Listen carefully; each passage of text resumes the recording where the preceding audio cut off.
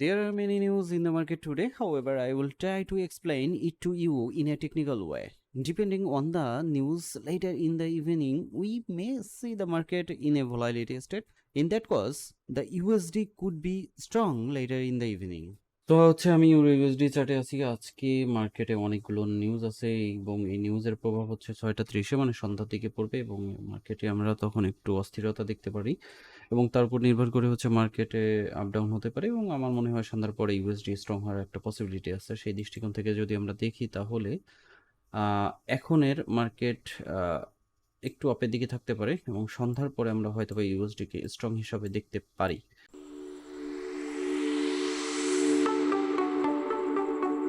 সবাইকে শুভেচ্ছা সাহেদ টিউবে।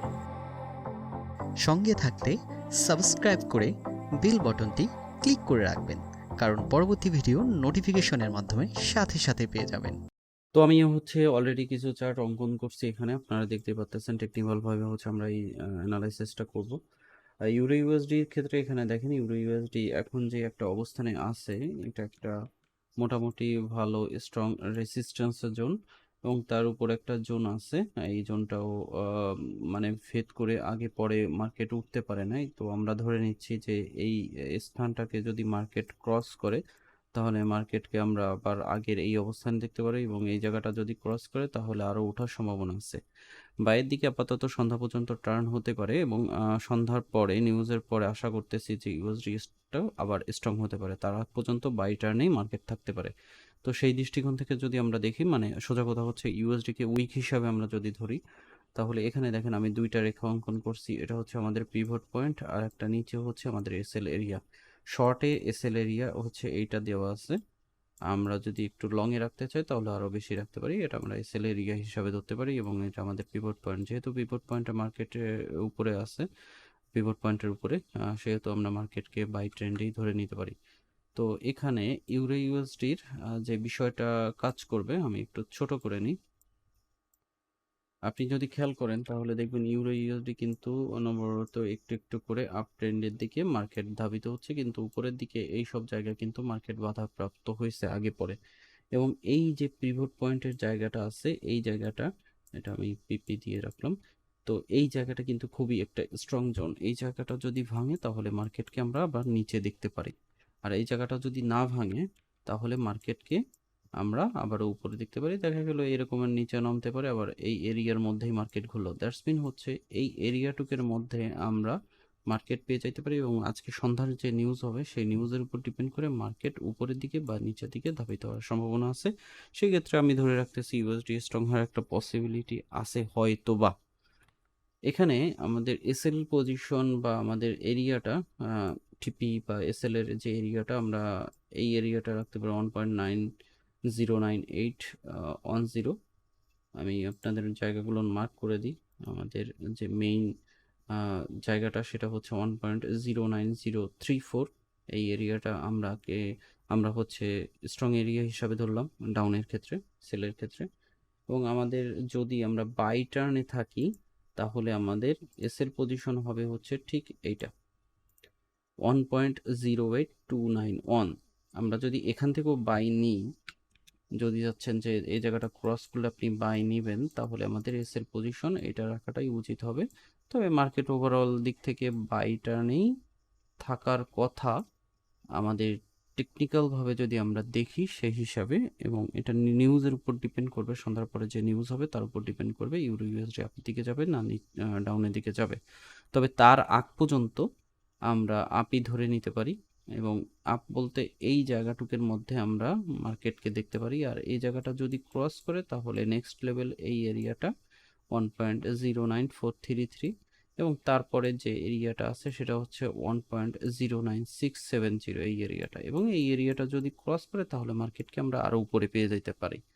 সেই ক্ষেত্রে আপনি যদি চিন্তা ভাবনা করে থাকেন যে আপনি সেল নেবেন, এটা একটু ঝুঁকি হয়ে যাবে। তো এটা নিউজের হওয়ার পর নেওয়াটা মনে হয় আমার মতে ভালো হবে। আর যদি মার্কেট নেমে যায়, এই লেভেলে মার্কেটকে পেয়ে যান 1.09030 বা এর থেকে আরও নামলো 1.08856, তাহলে আপনি একটা আবার বাই নিতে পারেন এসএল এইটা ধরে। তবে বাই টার্নে থাকাটাই ভালো হবে ইউরো ইউএসডির ক্ষেত্রে। আমার দৃষ্টিকোণ থেকে। আমরা একটু জেবিপিউএসডির ক্ষেত্রে যাই। জেবিপিউএসডির ক্ষেত্রে গেলেও সেম ভাবে আমরা একটা জিনিস দেখতে পারতেছি, জেবিপিউএসডি কিন্তু একটা ট্রেন্ড লাইন ধরেই আগাচ্ছে। এখানে খেয়াল করে দেখবেন যে মার্কেট এই সব জায়গা থেকে কিন্তু মার্কেট মুভ করছে আপের দিকে, এবং এই সব জায়গা থেকে মার্কেট ডাউনের দিকে মুভ করছে। সন্ধ্যার আগ পর্যন্ত আমরা ধরেই নিতে পারি মার্কেটকে আমরা আপ ট্রেন্ডের দিকে পাইতে পারি সন্ধ্যার আগ পর্যন্ত। তো সেই হিসাবে টেকনিক্যাল ভাবে যদি আমরা দেখি, তাহলে আমাদের এসএল এরিয়াটা হওয়া উচিত, এসএল না, আমাদের একটা পজিশন আমরা বাইর করি। এসএল বা টিপি আমরা দিব না, এখানে আজকে স্কাল্পিং করে ভালো একটা প্রফিট আদায় করা যাবে।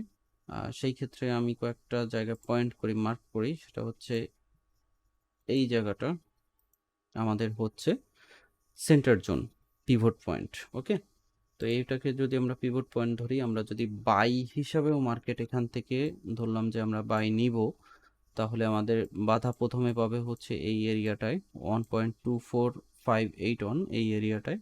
দেখা গেলো মার্কেট এই পর্যন্ত উঠলো, ওঠার পর আবার এখান থেকে আবার একটু ফল করতে পারে, আর এটা যদি ভেঙে যায় তাহলে মার্কেটকে আমরা উপরে পেয়ে যেতে পারি এই এরিয়া, দ্যাটস মিন হচ্ছে 1.2500 এই এরিয়াটায়। আমি কিন্তু বাই ট্রেন্ডের কথা বলতেছি, কারণ মার্কেট ধীরে ধীরে কিন্তু এই ট্রেন্ড ধরেই বাইয়ের দিকে আগাচ্ছে। ওকে, তো সেই হিসাবে বাইরে থাকাটাই বেটার হবে। আর যদি মার্কেট এখান থেকে ফল করে নিচে নামে, আমরা যদি এই এরিয়ায় মার্কেটকে আবার পেয়ে যাই, বা এই এরিয়ায় দ্যাটস মিন হচ্ছে 1.2400 এই এরিয়ায় পেয়ে যাই, তাহলে আমরা আবার বাই ধরতে পারি। এস এর পজিশন আমরা রাখতে পারি সেই হিসাবে এই এরিয়াটা, এটা আমি আরেকটু নিচে দিব, এই এরিয়াটা দিব, এখান থেকে স্পাইক হওয়ার একটা পসিবিলিটি আছে। 1.23123 এই লেভেলটা, বা তার একটু নিচে দিতে পারো 1.23064 এই লেভেলটা।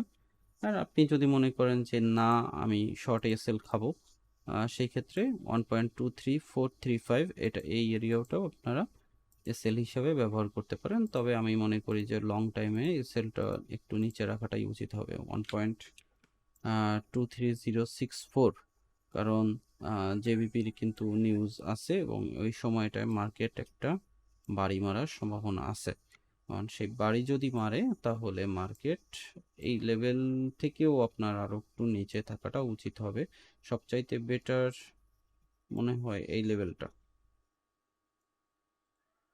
হ্যাঁ এই লেভেলটা আপনি সবচাইতে বেটার হিসেবে পাবেন, কারণ হচ্ছে এই পজিশন থেকে মার্কেট কয়েকবার ব্যাক করছে এবং এখান থেকে মার্কেটের স্থানচ্যুত হয়েছে আপে বা ডাউনের ক্ষেত্রে। তো এই যে লেভেলটা আছে এই লেভেলটা স্ট্রং হিসাবে আপনার এসএলটা রাখতে পারেন। যখন মার্কেট যদি আপনি পেয়ে যান, এইটা ক্রস করে যদি মার্কেট নামে, তাহলে এই লেভেল থেকে এন্ট্রি নিতে পারেন এবং এই সব লেভেল থেকে এন্ট্রি নিতে পারেন। দ্যাটস মিন হচ্ছে 1.22882 এই লেভেল, 1.23223 এই লেভেল, এইসব লেভেল থেকে আপনারা চাইলে বাই নিতে পারেন। ওকে, এবং বায়ের দিকে থাকাটাই, এখান থেকেও বায়ের দিকে থাকাটাই বুদ্ধিমানের কাজ হবে। শর্ট এসএল হচ্ছে আমরা এটা দিয়েছিলাম 1.23435, এটা শর্ট এসএল দিয়েছিলাম। আর লং এসএল হচ্ছে আমাদের 1.22487, এটা আমাদের লং এসএল হিসাবে রাখতে পারি। সন্ধ্যার পরে হচ্ছে মার্কেট বোঝা যাবে মার্কেট কোন দিকে ধাবিত হবে পরের দিনের জন্য। তার আগ পর্যন্ত আমরা যদি টেকনিক্যাল ভাবে দেখি, তাহলে শর্টকাটে আমরা এই সব জায়গা থেকে বাই নিয়ে একটা প্রফিট, এতটুকু জায়গার মধ্যে প্রফিট নিয়ে বের হয়ে যাইতে পারবো, এবং সেই ক্ষেত্রে আপনি ততক্ষণ পর্যন্ত এসএল এটাকে ধরতে পারেন। আর যদি বেশি স্ট্রং চান তাহলে এই এসএলটা ব্যবহার করে সেভাবে মানি ম্যানেজমেন্ট করে আপনারা নিতে পারেন। এটা ছিল জেবিপিউএসডির ক্ষেত্রে।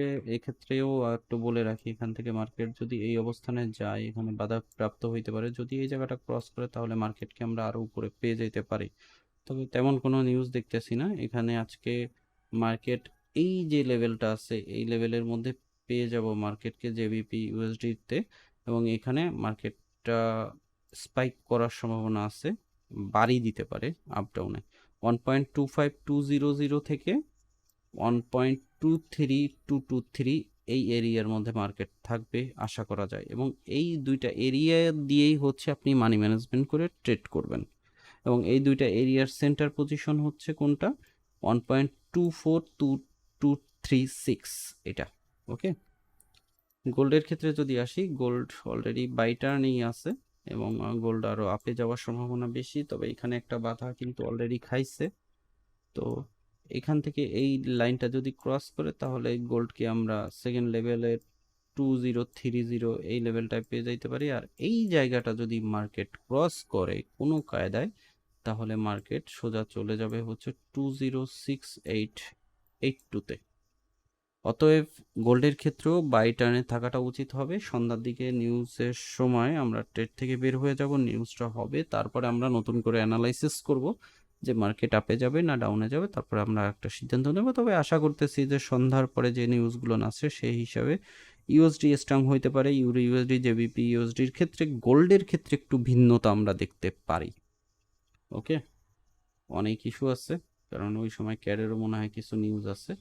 তো এখানে আমাদের পিভট পয়েন্ট হচ্ছে এই এরিয়া। আমি যদি এটাকে চার্ট করি, আমাদের পিভট পয়েন্ট হচ্ছে এইটা। আর আমাদের বাই যদি আমরা নিয়ে থাকি তাহলে আমাদের বাইয়ের এসএল পজিশন হচ্ছে আমরা 1982 এটা রাখতে পারি। এটাকে আমি একটু অন্য কালার দিয়ে দিই। তো এই পজিশন যদি ক্রস করে এই লেভেলটা, তাহলে মার্কেটকে আমরা আবার নিচে এই লেভেলে পেয়ে যাইতে পারি। এই লেভেল বলতে 1959 বা 1966 এই লেভেল পর্যন্ত মার্কেট আসতে পারে। এবং এটাও যদি মার্কেট ক্রস করে তাহলে আরও নিচে আমরা মার্কেটকে পাইতে পারি। তবে ওভারঅল দৃষ্টিকোণ থেকে মার্কেট আপ ট্রেন্ডে থাকার সম্ভাবনা বেশি। এবং এইখানের যে অবস্থানটা দেখতে পারেন, এখান থেকে এন্ট্রি নেওয়ার পজিশন নাই। যদি মার্কেট এখান থেকে আবার ফল করে এই লেভেলে পান তাহলে এখান থেকে একটা বাই নিতে পারেন। এবং সেক্ষেত্রে আপনার টিপি পজিশন 2018, 2030, 2050 এবং 2068 এই লেভেলের মধ্যে থাকতে পারে। তার মানে হচ্ছে আমরা 2068 এই লেভেল থেকে শুরু করে আমরা 1950 এই এরিয়ার মধ্যে মার্কেটকে খোঁজার চেষ্টা করব।